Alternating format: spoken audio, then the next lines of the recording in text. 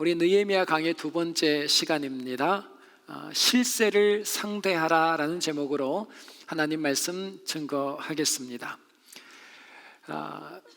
시간이 오래되면 때묻기도 하고 색이 바랄 수 있다고 했죠. 그래서 하나님께서는 끊임없이 우리가 개혁되기를 원하십니다. 개혁은 본질로 돌아가는 겁니다. 하나님은 우리가 다시 본질로 돌아가 변화와 개혁을 끊임없이 만나기를 소원하신 하나님은 우리 지난 시간 보니까 아무나와 개혁을 하지 않아요. 아무나와 변화를 주도하지 않고 바로 느헤미야처럼 사명을 깨달은 자, 사명에 헌신하는 사람을 통하여 변화와 개혁을 함께 주도해 가십니다. 그렇다면 오늘 이 시간은 사명을 깨닫고 그 사명에 헌신하고 있는 그 변화의 주인공이, 개혁의 주인공이 두 번째 단초로 뭘 해야 하는가, 바로 오늘 제목이 바로 실세를 상대해야 된다는 거예요. 자, 그렇다면 제가 지금 느헤미야가 만나고 있는 이 이스라엘의 상황이 3절 말씀에 좀 기록이 되어 있습니다. 어떻게 나와 있냐면 지금 큰 환난을 만났다 그래요. 큰 환난을 만나고 또 능욕을 받고 뿐만 아니라 예루살렘 성은 다 회파돼서 다 부서져 버렸고, 그리고 그 예루살렘 성 문들은 전부 다 불에 타버렸답니다. 뭐가 없어져 버렸냐면 울타리가 없어진 거예요. 자, 예루살렘 성전을 중심으로 해서 모여 사는 이 이스라엘 백성들이 울타리가 다 망가졌으니 문제는 뭐냐면 울타리가 있어도 외세가 침략하고 끊임없이 이방인들이 와서 공격하는데, 그렇게 약탈해가고 백성들은 수모를 당하고 죽임을 당하고 학대를 당하는데 이제 울타리가 없는 거예요. 그래서 느헤미야가 너무너무 가슴이 아파서 그렇게 많이 속상했지 않습니까? 자, 이 상황에서 예루살렘 성벽을 재건하기 위한 성곽과, 즉 성을 쌓고 벽을 지을 수 있는 성곽과, 그리고 느헤미야가 그 성곽을 짓는 동안 거주할 집에 필요한 재료와 목재와 돌들이 필요하잖아요. 그 돌들을 준비해야 되고 뿐만 아니라 이제는 비자를 받아서 예루살렘까지 가야 돼요. 왕이 허락을 해줘야 돼요.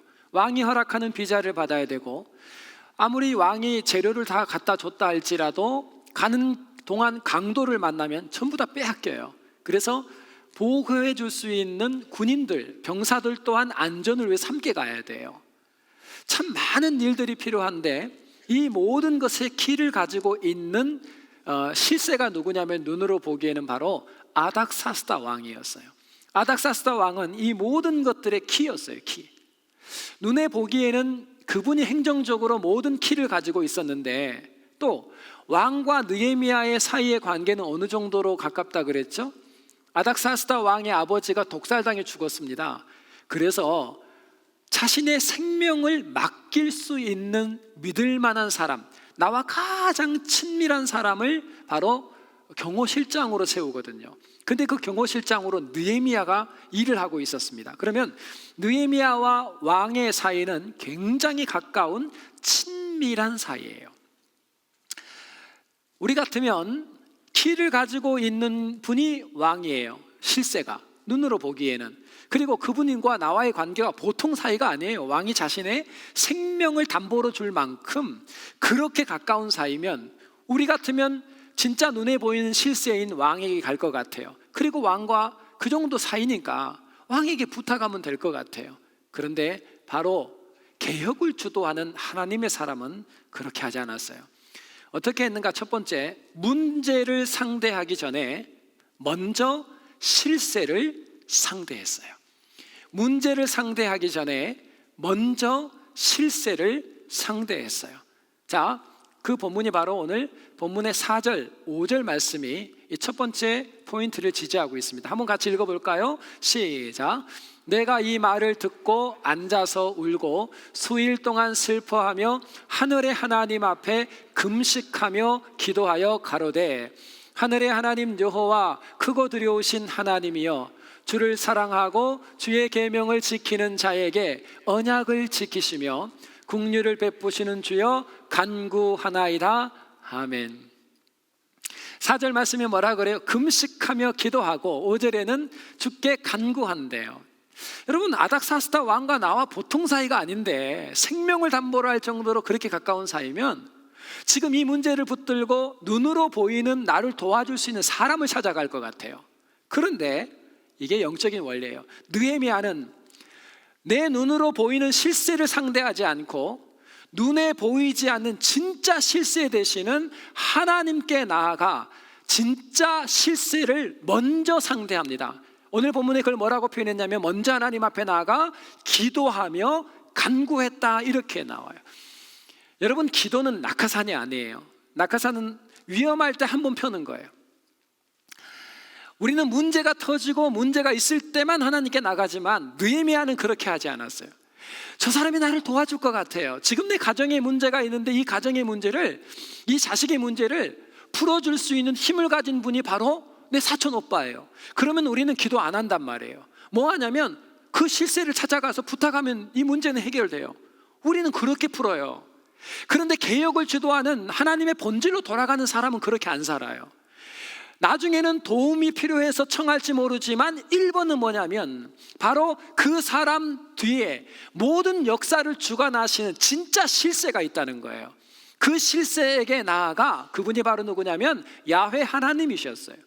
내 아이의 문제를 사촌 오빠가 도와줄 수 있으면 사촌 오빠 찾아가서 그 눈에 보이는 실세에게 얘기만 하면 이 문제가 풀리는데도 불구하고 중요한 건 먼저 하나님 앞에 나아가 정말 실세를 향해 이 문제를 놓고 하나님께 그 실세를 먼저 기도로 상대하는 거예요. 이것이 바로 개혁을 주도하는 사람의 첫 번째 원리입니다. 여러분, 우리가 흔히 생각할 때에 우리 문제 터지면 하나님 앞에 나가서 기도하는데 기도하십시오 해도 왜 기도를 못하는가? 뭘 우리가 모르냐면요, 사촌 오빠가 도와주는 게 더 빠르다고 생각하고 더 온전하다고 생각하는 거예요. 우리는 눈에 보이는 아닥사스다 왕이 나하고 보통 사이가 아니니까 가서 얘기하면 되는데 왜 느헤미야가 돌아서 갔는가? 느헤미야는 진짜 실세가 누군 줄 알았어요. 자, 여러분, 오늘 본문에는 안 나와 있지만 에스라 4장에 어떤 역사가 기록되어 있냐면 아닥사스다 왕이 에스라 4장에 이런 얘기를 합니다. 그의 신복들이 왕에게 나와서 이래요.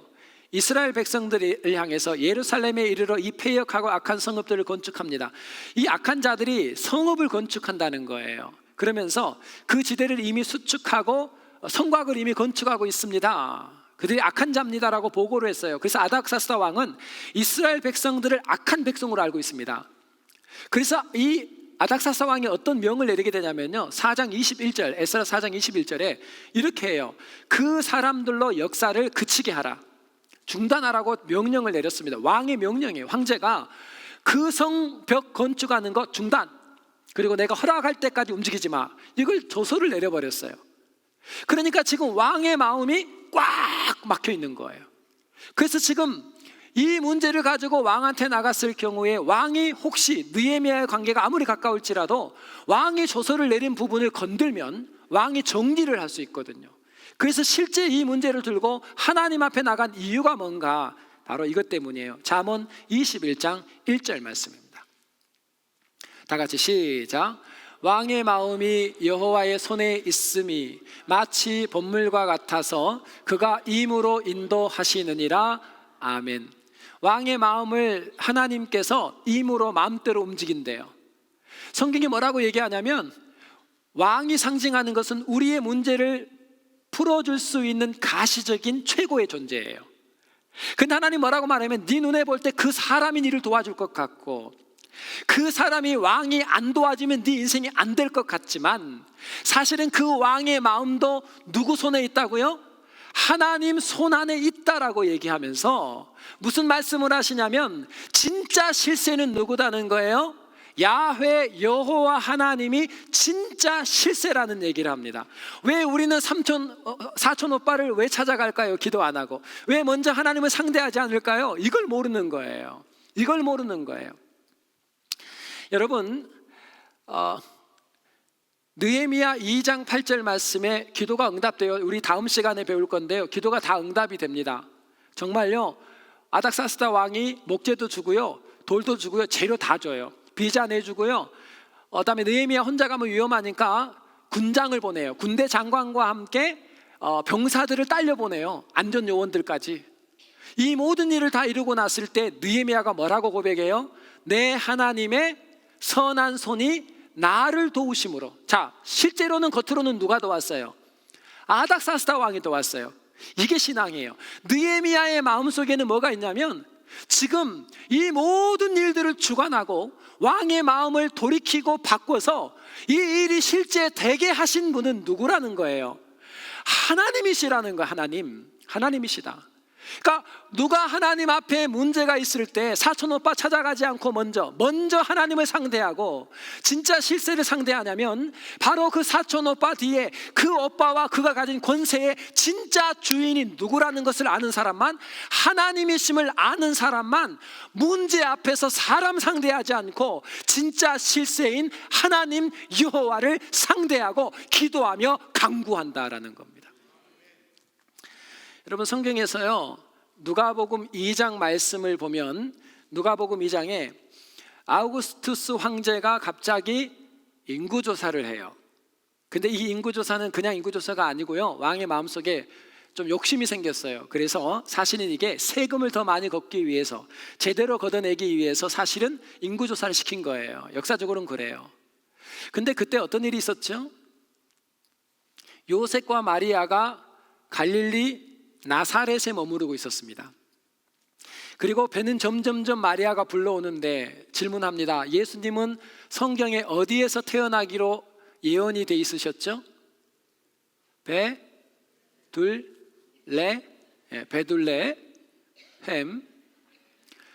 베들레헴에서 태어나기로 되어 있는데 나사렛과 베들레헴이요 걸어서 길로 따라오면 150km에서 180km 떨어져 있어요. 북에서 남으로 와야 돼요.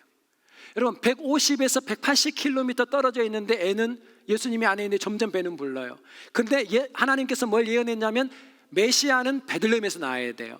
그러면 저 같으면요 요셉의 꿈에 나타나서 이러면 되잖아요. 요셉아, 오늘 짐 싸서 베들레헴으로 출발.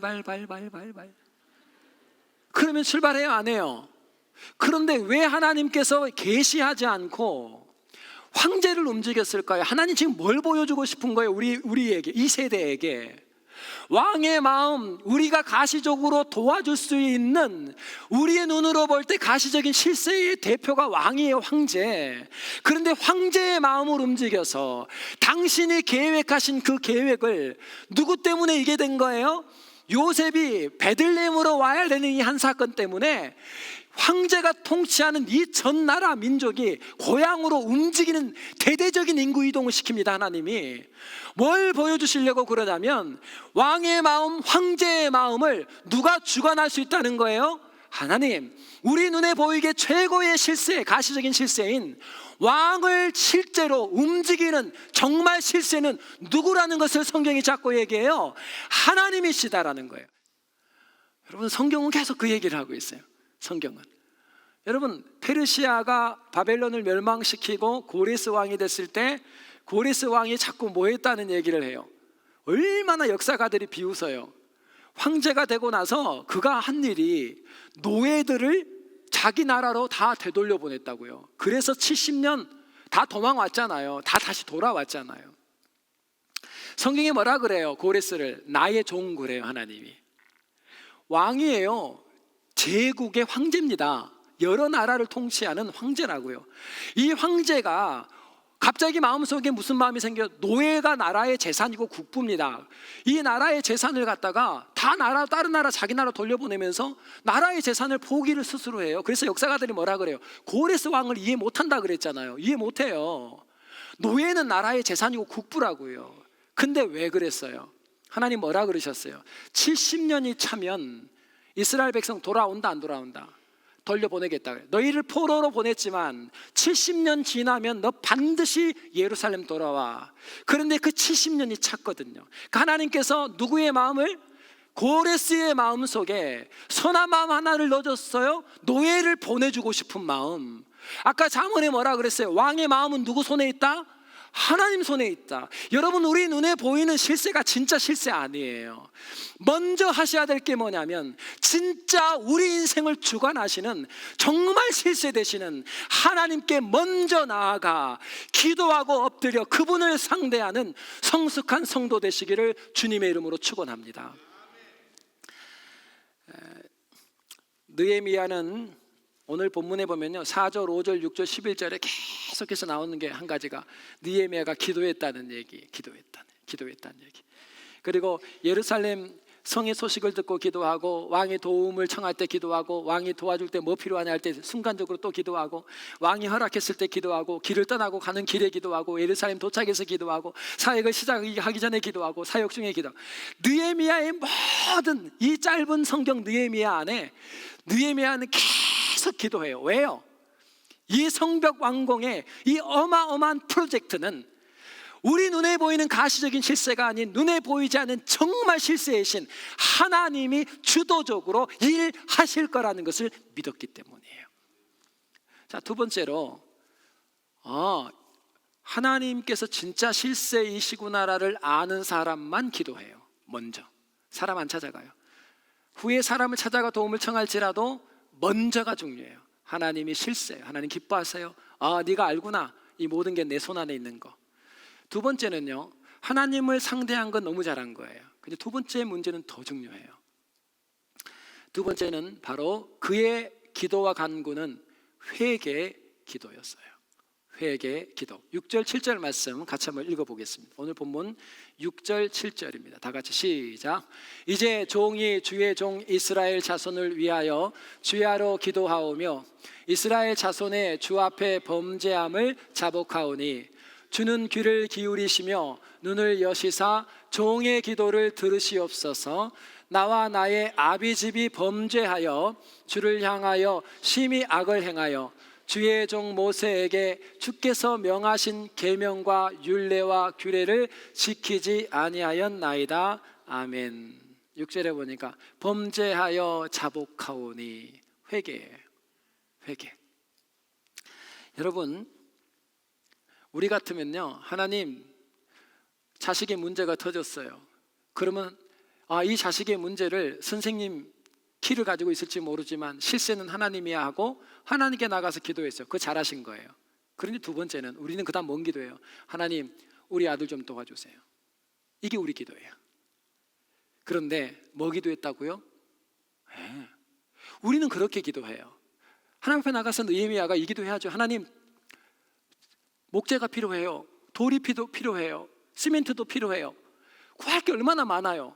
그런데 느헤미야의 두 번째 기도는요, 변화와 개혁을 주도하는 사람이 이게 달라요. 하나님을 아는 사람은요, 하나님 지금 이 문제 해결해 주세요가 1번이 아니에요. 뭘 한 거예요? 관계 회복의 기도였어요. 하나님과 나와의 관계를 막고 있는 게 죄였어요. 그래서 뭘 먼저 풀어내버리냐면 지금 죄의 문제를 먼저 풀어버립니다. 하나님 앞에 회개 기도를 먼저 해요. 하나님 자복합니다. 나와 나의 아비집이 범죄했습니다. 계명과 율례와 규례를 지키지 아니하였습니다. 먼저 하나님 앞에 회개 기도를 해요. 이게 우리하고 달라요. 비즈니스가 문제가 있어 어려우면 우리는 하나님을 먼저 가요. 하나님, 내가 아는 저 회장님이 나를 도와줄 것 같아. 그래서 우리는 어떻게 해요? 그분이 실제 실세로 도와준다 할지라도 진짜 예수 믿는 사람은 그분을 먼저 찾아가면 안 돼요. 진짜 실세인 회장의 마음을 움직이는 하나님 앞에 나가 먼저 기도하고 그분을 상대한 이후에 하나님이 주시는 지혜를 따라 움직여야 돼요. 잘한 거예요. 근데 기도하러 나가서 우리는 뭔 기도예요? 하나님, 내 비즈니스 세워주세요, 이 기도를 한다고요. 근데 그게 순서가 아니라는 거예요. 하나님께 나아간 다음에 제일 먼저 뭐를 했냐면 관계 회복을 했다는 거예요. 하나님, 내가 하나님 앞에 회개하나이다. 여러분, 왜 이게 중요할까요? 회개는 하늘의 문을 여는 열쇠입니다. 솔로몬이 성전을 건축하고 보름에 걸쳐서 낙성식과 절기식을 마쳤어요. 그랬더니 다음날 하나님께서 밤에 솔로몬에게 나타나셨어요. 그러면서 무슨 말씀을 하시냐면 솔로몬에게 백성들을 위한 그 모든 기도를 내가 다 들어주겠다 그랬어요. 그때 뭐라 그러냐면 언제 들어주는지 들어주는 때를 얘기했어요. 시간을. 그 시간이 어떻게 되어 있는가 한번 볼까요? 역대하 7장 14절 말씀을 한번 천천히 읽어보세요. 시작.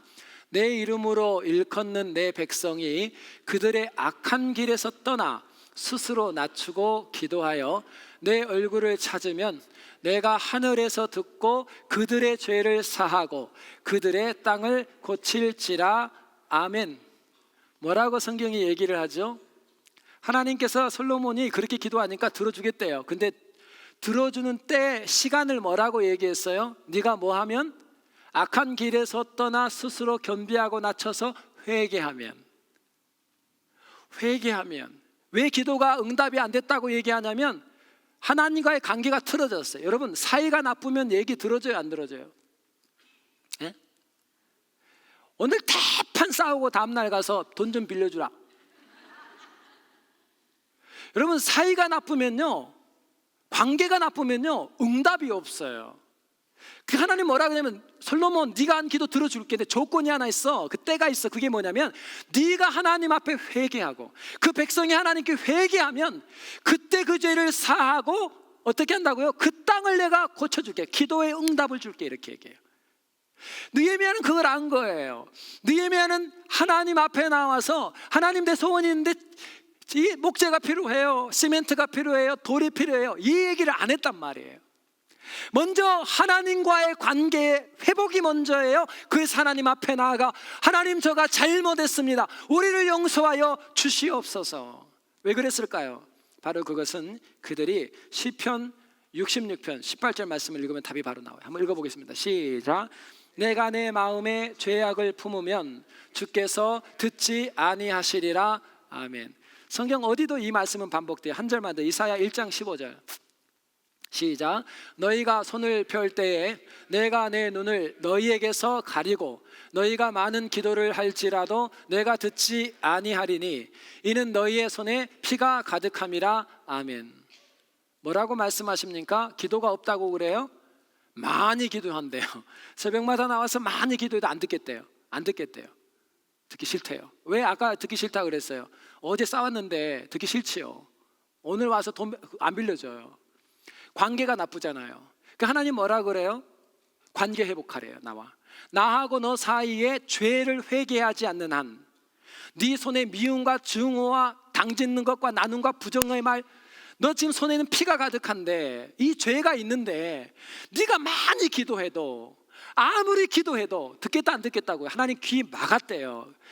그가 기도를 안 했다는 얘기를 안 해요. 그렇게 많이 기도해도 왜 응답이 없다고 얘기하냐면 너가 나와의 관계가 회복되지 않았대요. 여러분, 우리는 문제가 터지면 문제 갖고 나가서 그 문제 해결을 하고 기도하는데 느헤미야는 그 문제를 가지고 나가 뭔 기도해요?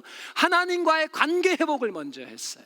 이게 바로 영적 대가의 수준이에요. 여러분, 소돔과 고모라가 왜 망했죠? 죄가 차서 망했어요?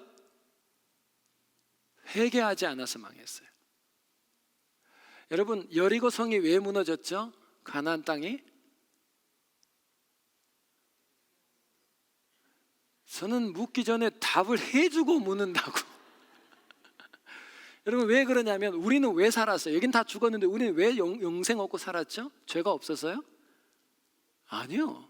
그들 죄나 우리 죄나 뭐가 달라요? 근데 우리는 왜 살았어요? 왜 이렇게 영원한 생명을 얻고 이 땅에 물론 몸뚱아리 들고 살고 있죠? 이미 영생을 소유하고 있잖아요. 아멘 하세요? 그거 왜 그래요? 죄 없으세요? 아니요. 우리는 십자가 보혈을 믿었잖아요. 그 보혈 앞에 회개한 민족이잖아요. 여러분, 회개가 얼마나 중요하냐면 하나님과의 관계가 철저하게 회복되지 않는 한 기도가 안 돼요. 저는 그걸 어려서부터 저희 어머님이 가르쳐줘. 어머님이. 자, 그런데 보세요. 정말 중요한 거는 다시 한번 그 본문을 읽어보는데 6절을 보세요. 느헤미야의 관계 회복의 회개 기도에는 한 가지 놀라운 특징이 있었어요. 한번 보세요. 자, 끝에 보시면 종의 기도를 들으시옵소서 다음에 그때부터 읽어보세요. 시작. 나와 나의 아버지 집이 범죄하여. 질문합니다. 이스라엘 백성 하나님 앞에 불순종하고 범죄해서 하나님이 그들을 포로로 다 팔아버렸어요. 그래서 바벨론 포로 끌려갔단 말이에요. 질문입니다. 느헤미야가 그때에 태어났었어요? 안 태어났었어요? 제가 느헤미야가 이민 몇 세대다 그랬어요? 모르면 저를 보라고 부르죠 자꾸. 이미 3세대 포로 잡힌 지 130년 지났다고요. 자, 그때 느헤미야 태어났어요? 안 태어났어요? 안 태어났어요. 그런데 회개를 하는데, 회개를 어떻게 해요? 나의 아버지와 할아버지의 죄를 용서하십시오 이렇게 안 해요. 뭐라 그래요? 나의 죄래요. 이게 바로 느헤미야의 리더십 기도, 이 회개, 관계회복의 기도예요. 여러분, 얼마나 이게 중요한 얘기를 하냐면요, 여러분, 행복한 집안과 불행한 집안, 저번에 한번 제가 옛날에 언제 한번 얘기해 드린 적이 있었어요. 여러분, 행복한 집안은 화분이 있는데 아버지가 잘못해가지고 화분을 탁 깨트려 버렸어요. 그러니까 아버지가 뭐라 그러냐면, 여보 미안해, 내가 잠깐 못 봤어, 못 보고 실수했어, 미안하다 그래. 그러면 아내가 뭐라 그래요? 아니에요. 제가 아침에 치웠어야 되는데 보였는데 제가 빨리 치우지 못했어요. 제가 미안해요. 옆에 듣고 있던 딸이 뭐라 그래요? 아니야 아빠, 사실 어제 저녁에 내가 학원 끝나고 들어올 때 그 화분이 그 자리에 있었는데 내가 치웠어야 되는데 내가 어제 피곤하다고 그냥 들어가서 잤어. 그랬더니 그 옆에 있던 그 할머니가 뭐라 그래요? 무슨 소리냐, 집에서 노는 내가 치워야지. 어디서도 들어보지 못했던 얘기죠 다. 이 화목한 집안. 근데요, 이 불행한 집안은 뭐라 그래요? 탁 화분이 넘어지면 누가 여기다 화분 놔뒀어? 그러면 그 아내가 뭐라 그래요? 당신은 눈도 없어? 그러면 그 옆에 있던 딸이 뭐라 그래요? 또 시작이다, 또 시작이야. 할머니가 듣고 뭐라 그래요? 젊은 것들이 잘한다, 어른 앞에서. 여러분, 행복한 집안은 어떤 집안이냐면 공동체의 허물을 나의 허물로 여겨요. 저는요, 교회 안에서 일어나는 어려운 일들이, 힘든 일들이, 부족한 일들이 일어나면 하나님, 그 문제를 붙들고요, 장로님이 이걸 잘못했고, 권사님이 이걸 잘못했고, 교구장님이 이걸 잘못했고, 이걸 정죄하면서 가는 리더가 있는 교회, 불행한 교회예요. 장로님의 죄악을, 교구장님의 허물을, 구역장님의 실수를 내가 기도해 주지 못했다고, 아버지 나의 죄라고 그것을 대신 뒤집어 쓰고 나와 우리 공동체의 죄를 아버지 용서하여 주시옵소서. 이 기도가 있는 가정과 공동체에 변화와 본질로 돌아가는 개혁이 일어나는 거예요. 그러니까 하나님 앞에 나가서 기도하는 게 뭐냐면, 하나님, 나는 그때 태어나지도 않았다고. 이것들이 아버지하고 할머니, 할아버지가 너무 큰 죄를 지었죠. 이렇게 기도하지 않았다고. 이런 얘기할 땐 꼭 전라도 말이 나오고. 여러분, 하나님의 말씀의 원리는 반복돼요. 회개가 너무너무 중요해요. 회개는 모든 응답의 문이에요. 그런데 그 응답을 구하고 회개하는 자가 타인의 허물을 넣고 기도하는 게 아니라 그 죄를 내 죄처럼 뒤집어 쓰고, 느헤미야가 그 하나님 앞에 하나님 목재 주세요, 돌 주세요, 시멘트 주세요, 이 기도를 안 해요. 뭘 알고 있냐면 하나님과 관계가 회복되면 그 다음 순서가 딱 오거든요. 그래서 내가 죄를 뒤집어 쓰고, 나의 부족입니다, 나의 허물입니다, 내가 제대로 목회 못했습니다, 그래서 우리 집사님이, 우리 장로님이, 우리 권사님이 저가 기도하지 못했습니다, 하나님 나를 용서하여 주시고 우리 공동체를 불쌍히 여겨 주옵소서. 저는 이 리더들이 교회에 많아지시기를 주님의 이름으로 축원합니다. 여러분, 하여튼 반복은 원리다. 다니엘서 9장 11절을 보면요, 다니엘이 하나님 앞에 기도하는데 9장에 보면 다니엘의 회개 기도 장면이에요. 다니엘이요, 하나님 앞에 막 회개 기도합니다. 그러면서 이스라엘이 다시 회복되잖아요. 회개 기도를 하는데 5번 반복되는 단어가 있어요. 그 단어가 9장 11절 보면 마지막에 나와요. 뭐라고 하냐면, 곧 하나님의 종 모세의 율법 가운데 기록된 맹세대로 되었사오니 이는 우리가 주께 범죄하였음이니이다. 아멘. 자, 우리가는 누구도 들어간 거예요? 다니엘이. 나도. 질문합니다. 다니엘이, 당시에 바벨론 방백들이 다니엘의 흠과 허물을 찾으려고 했는데 흠 하나, 티 하나 찾았다, 못 찾았다 그랬어요? 못 찾았어요. 청렴결백한, 깨끗한, 다른 사람이 보기에도 아무리 뒤져도 나오지 않았어요. 뿐만 아니라 하나님의 신앙은 어땠어요? 목에 칼이 들어와도, 사자굴에 들어가도 예루살렘 성전을 향하여 무릎 꿇고 하루에 3번 기도하는 신실하고 거룩한 성도였어요. 여러분, 이 사람이 뭐라 그래요? 그 민족의 죄가 나의 죄라고 뒤집어 쓰고 5번을 기도해요. 5번을. 하나님께서 다니엘의 기도를 듣지 않을 수 없는 이유예요. 성경은 이게 반복돼요. 제가 군에서 있었던 일을 한번 그 기적 시리즈 때 해준 적이 있어요. 한 번 더 생각해봐요. 제가 그날 이 말씀 묵상하다가 내가 참 그때 하나님이 그런 은혜를 주셨구나. 한 형제가 귀신 들어갔어요. 제정신이 아니에요. 자기도 모르는 정신으로 끌려다녀요. 그날이 어떤 날이냐면 자기도 모르는 정신으로 끌려간 거죠. 사단에 의해서. 간호장교들이 머무른 숙소로 들어갔어요. 그리고 한 사건을 저질렀어요. 저는 그날 성경을 펴서 읽었는데 몇 장 읽었다 그랬어요? 고린도전서 13장 사랑장. 그걸 계속 읽고 있었어요. 하나님 참 신기하죠. 제가 그 성경을 10시부터 읽었는데 새벽 1시까지 읽었으니까 20분도 더 읽었죠. 계속 그것만 읽은 거예요. 왜 그랬는가? 끝났는데 안 넘어가요, 성경이. 근데 여러분, 고린도전서 13장 사랑장을 계속 읽으면 누가 보일까요? 사랑은 온유하며 오래 참고. 누가 나올까요? 예수 그리스도예요. 그러니까 저의 마음에 주님이 성령으로 예수님을 가득 차게 했어요. 사랑으로. 근데 그 형제가 문을 콱 열고 들어왔어요. 그러면서 저에게 뭐라 하냐면 나 좀 도와주세요. 나 좀 도와주세요. 그래요. 그래서 왜 그러십니까? 그랬더니 그 얘기를 해요. 자기가 도망 나오고 보니까 간호장교실이었대요. 사건이 저질러진 거예요. 나는 자기가 정신을 못 차렸고 뭔지 모르는데 누가 얘기를 자기에게 하고 있고 맨날 뭔 얘기가 들리고 사람만 보면 자꾸 뭔 얘기를 그 안에 있는 것이 자꾸 한다는 거예요. 그러니까 힘들다는 거예요. 저보고 좀 도와주래요. 근데 제가 지금 뭘로 충만했다고요? 예수, 사랑.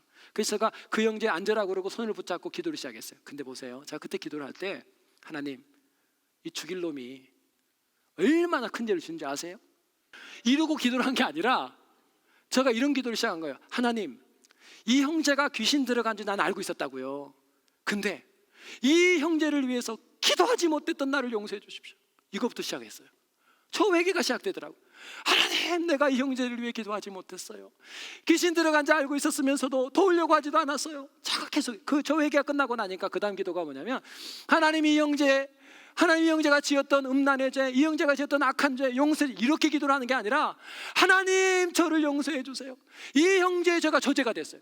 하나님이 용서해 주세요. 하나님을 몰랐기 때문입니다. 그래서 범죄했습니다. 아버지 하나님 사로잡혔습니다. 하나님, 마음속에 내 마음에 욕심이 생겼습니다. 제가 이 형제를 붙들고 30분 동안 기도한 게 뭐냐면 이 형제의 죄를 용서해 달라는 게 아니라 나를 용서해 달라는 기도를 한 거예요. 그 형제가 내가 된 거예요. 기도가 다 끝났어요. 30분 정도. 이 형제가 얼마나 울었으면 손을 잡고 있는데 코가 땅바닥에 콧물이 이렇게 연결이 돼 있는 거예요. 왜냐하면 제가 두 손을 잡고 있었거든. 눈물, 콧물이 연결이 돼 있어요. 손을 안 놔주니까. 그래서 저도 좀 창피해서 미안해서 제가 코를 닦아줬어요. 근데 문제는 귀신이 나갔어요. 완전히 나갔어요. 그리고 점을 칠 수 없게 됐고 소리가 들리지 않게 됐고 보이는 게 없어졌어요. 완전히 하나님께서 귀신을 결박하고 묶어버린 거예요. 자, 뭐 할 때? 너 왜 그렇게 살았니? 정죄할 때가 아니라 그 형제의 허물을 내 허물로 여기고 하나님 앞에, 왜 그 형제는 기도할 줄 몰라요? 그 형제는 예수를 몰라요. 그래서 제가 대신해서 그 형제를 위해 나의 죄라고, 신앙이 있는 내가 그 죄를 뒤집어 쓰고 하나님 앞에 회개했더니, 이걸 누구하고 비슷해요? 누가 이렇게 하셨어요? 예수 그리스도. 죄를 뒤집어 쓰고 기도했더니 하나님께서 그 형제의 묶여있는 결박을 풀어주셨어요. 이게 뭐예요? 기독교예요. 우리 눈에 교구장님의 허물이, 장로님 허물이 보일 때마다 그 허물이 어떻고 저떻고 얼마나 많은 얘기를 해요. 그런데 진짜 개혁의 사람, 하나님의 사람은 하나님과의 관계 속에서 회개하되 무엇보다도 그분의 허물을 나의 기도의 부족, 내가 제대로 섬기지 못해서 나의 허물로 알고 함께 회개할 때 그 공동체를 통해서 참된 재건의, 회복의, 변화의 역사가 일어날 것을 믿으시기 바랍니다. 마지막 세 번째로 느헤미야의 기도, 실세를 상대했던 기도는 바로 말씀 기도였어요. 말씀 기도. 8절 9절 말씀에 나와 있습니다. 한번 같이 보겠습니다. 8절 9절 시작. 옛적에 주께서 주의 종 모세에게 명하여 가라사대 만일 너희가 범죄하면 내가 너희를 열국 중에 흩을 것이요 만일 내게로 돌아와서 내 계명을 지켜 행하면 너희 쫓긴 자가 하늘 끝에 있을지라도 내가 거기서부터 모아 내 이름을 두려고 택한 곳에 돌아오게 하리라 하신 말씀을 이제 청컨대 기억하옵소서. 아멘.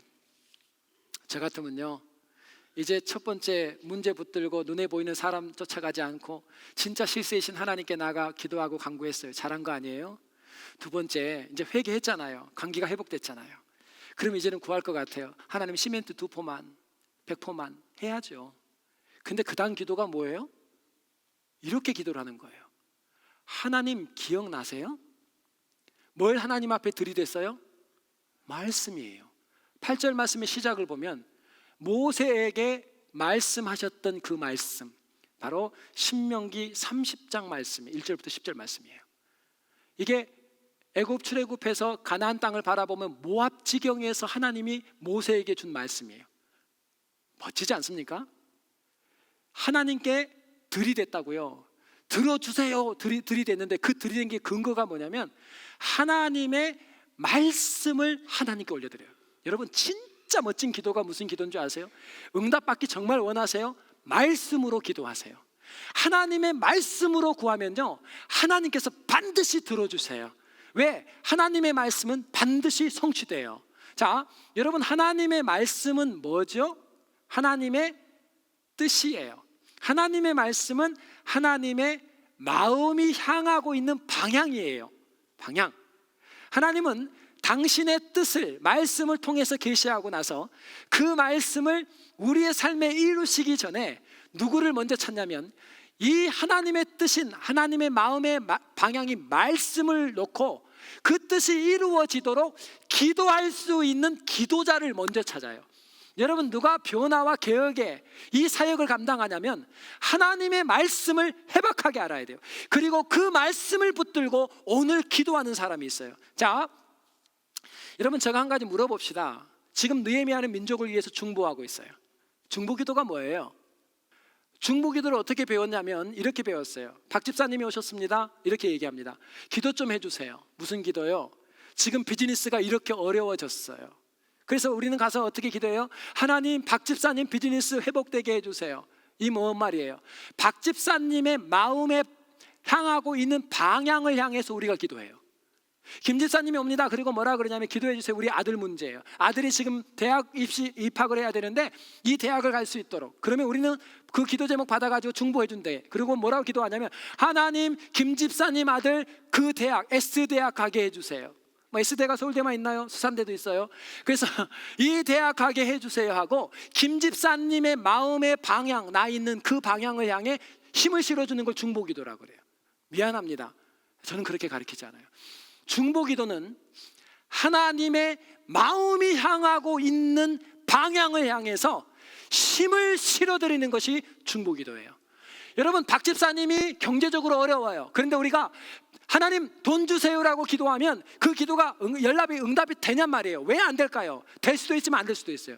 왜 그러냐면 하나님은 지금 박 집사님의 경제 문제를 던져주고 박 집사님이 하나님 앞에 영적인 훈련과 연단을 받도록 이 과정을 통해 그의 신앙이 단단해지고 회개할 것이 회개하면서 떨어져 나가야 될 게 떨어져 나가고 하나님이 영적인 목적을 세우고 경제 위기를 줬다고요. 근데 돈 주세요 기도하면 응답이 안 되는 이유가 뭐냐면 하나님의 마음의 방향이 그렇게 나져 있지가 않아요. 그래서 여러분, 중보기도의 가장 먼저가 뭐냐면 그 가정의 경제적인 위기를 통해 아버지가 뜻하신 것이 무엇인지를 물으셔야 돼요. 아버지의 그 뜻, 아버지의 마음이 방향이 향해 있는 그 뜻대로 그 뜻이 이루어지기를 소원합니다. 이루어 주시옵소서가 바로 중보 기도인 것을 믿으시기 바랍니다. 느헤미야가 오늘 기도가 이거예요. 하나님, 지금 이 회복, 재건의 회복은 아버지의 계획이었다는 거예요. 아버지, 우리가 죄를 질 때 흩으신다 했고 이제 회개하고 하나님께로 돌아가오니, 아까 곳이라고 하는 게 예루살렘이에요. 돌아오게 하시겠다고 하는 그 예루살렘으로 돌아갈 수 있도록 아버지의 말씀이 이루어지기를 원합니다. 하나님의 마음의 방향을 향해서 기도로 힘을 실어드리는 중보가 있을 때 개혁이 성공하는 거예요. 정말 그럴까요? 요한복음 15장 7절 말씀 우리 같이 읽겠습니다. 시작. 너희가 내 안에 거하고 내 말이 너희 안에 거하면 무엇이든지 원하는 대로 구하라. 그리하면 이루리라. 아멘. 뭐라 그래요? 내 말이 너희 안에 거하면, 하나님의 말씀을 붙들고 기도하면 그 말씀이 무엇이든지 어떻게 하겠다고요? 구하는 그대로 응답 주시겠대요. 아멘 하세요? 그러니까 우리가 오해하시면 안 돼요. 저는 항상 생명이 위급하신 분을 위해서 기도할 때도 하죠. 하나님 불쌍히 여겨달라고, 기회를 더 달라고. 우리 인간의 소원이니까. 그러나 저는 와서 다른 기도해요. 아버지, 뜻이 뭡니까?